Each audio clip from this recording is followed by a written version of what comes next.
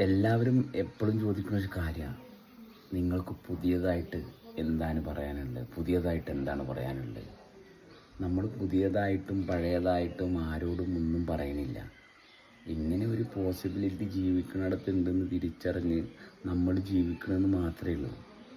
അപ്പോൾ നമ്മൾ എന്ത് കാര്യം പറയുമ്പോഴും നിങ്ങൾക്ക് അത് നിങ്ങളുടെ മതത്തിലോ ഗ്രന്ഥത്തിലോ റിലേറ്റ് ചെയ്യാൻ സാധിക്കും. കാരണം എന്തുകൊണ്ടാണ്? കാരണം മനുഷ്യനുണ്ടായ അന്ന് തൊട്ടേ ഈ ശരീരം എങ്ങനെയാണ് പ്രവർത്തിക്കുന്നത്, അത് സ്വതന്ത്രമായിട്ടുള്ളൊരവസ്ഥയിൽ നിന്നാണ് പ്രവർത്തിക്കുന്നതെന്നാണ് എല്ലാവരും എല്ലാ ഗ്രന്ഥത്തിലും പറഞ്ഞു വെച്ചിട്ടുള്ളത്.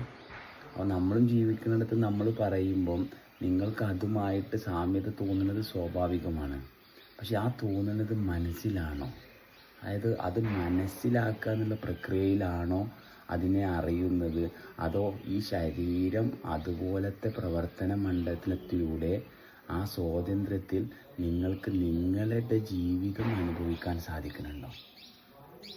അതോ നിങ്ങൾ എല്ലാം മനസ്സിലായി എന്ന് പറയുമ്പോഴും നിങ്ങളുടെ ചലനങ്ങൾ നിയന്ത്രിക്കാൻ നിങ്ങളുടെ ചുറ്റിലും നിങ്ങൾ പോലും അറിയാത്ത ഒരുപാട് ബാരിയേഴ്സ് ഉണ്ടോ? അതായത് നിങ്ങൾ വിചാരിക്കുന്നു മറ്റുള്ളവർ നിങ്ങളെ നിയന്ത്രിക്കുന്നു, പക്ഷേ ഈ ലോകത്ത് നമ്മുടെ ജീവന് മാത്രമാണ് നമ്മളെ നിയന്ത്രിക്കുന്നത്.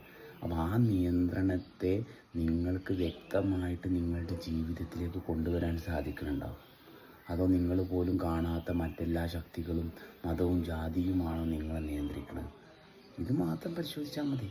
അല്ലാതെ പറയുന്ന കാര്യങ്ങൾ ഖുർആനിൽ ഇത് പറഞ്ഞാണ്, ബൈബിളിൽ ഇത് പറഞ്ഞാണ്, ഭഗവത്ഗീതയിൽ ഇത് പറഞ്ഞാണ്, പക്ഷേ നമുക്ക് നമ്മളായിട്ട് നിൽക്കാൻ സാധിക്കുന്നുണ്ടോ?